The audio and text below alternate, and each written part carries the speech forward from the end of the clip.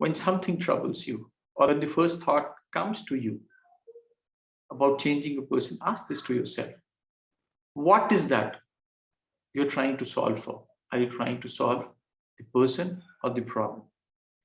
Don't try to solve the person, because people change only when they are ready, not when you are.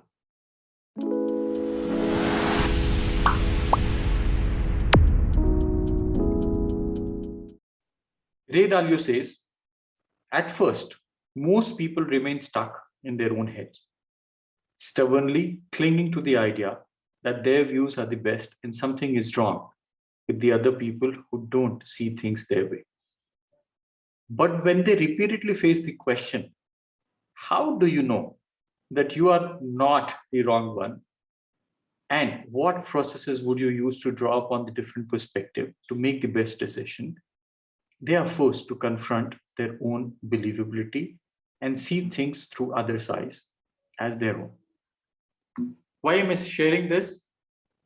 This is one of the most profound and powerful reads I've read recently. In some way, this connects to the belief or the experience that I had, or the mistake that I used to do, and most people still do, is rather than solving problem, we try to solve for people. We forget that people don't change. People only change when they are ready for change, not when me or you are ready for or want them to change. It doesn't happen. Look back at your life. Nobody changes for you. Nobody will change for you unless until it makes sense to them. Way back, this was a time when I was working in an organization, and suddenly one fine day, my existing manager decided to move on. I had a new manager assigned. Brilliant guy, absolutely great at a lot of things that he was doing. But I realized that over time, I started to avoid going to him or facing him. I didn't want to go to him for conversation. Most transactions started to happen over email or messages, but I would just try not to go to him. One of his working styles was he used to micromanage a lot. Is there a problem with micromanagement? I thought yes. I used to ask this question to myself. I would probably go back into my workspace and sulk about the fact that how can somebody be a micromanager? This is such a painful manager to work with. I started to look at reasons to justify why this person was wrong. At the very same time, I was undergoing my first coaching certification, and during one of the exercises, we were made to identify our core values, something that drives us, something that gives us happiness. And there were about 25, 30 of us in that batch. The most interesting thing I realized was that every single of us had a different set of values, which means there are different things that we get happiness from. There are different lenses that each one of us used to wear when seeing the world.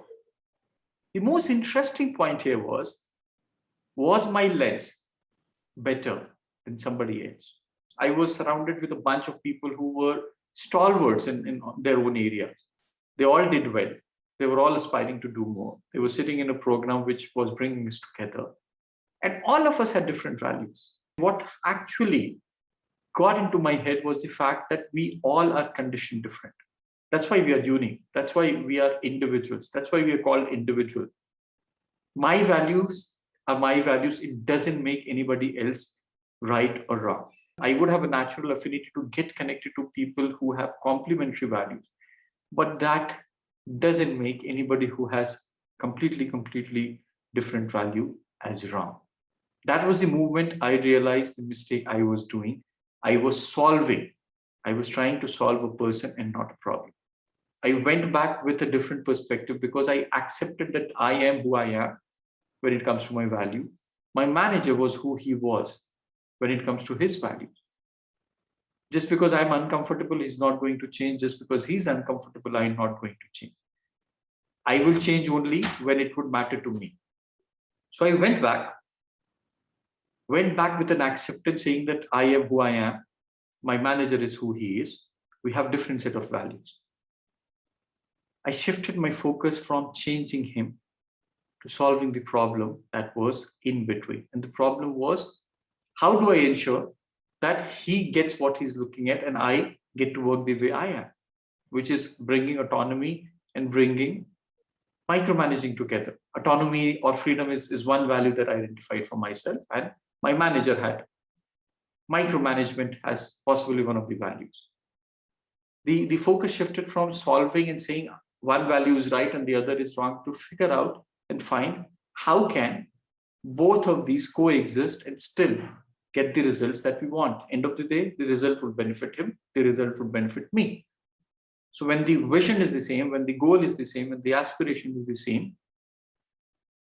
how do we work together to co-create something which is far more powerful? And I can tell you, it didn't happen overnight, but with time, in about 3-4 months' time, I built an incredible relationship back with him.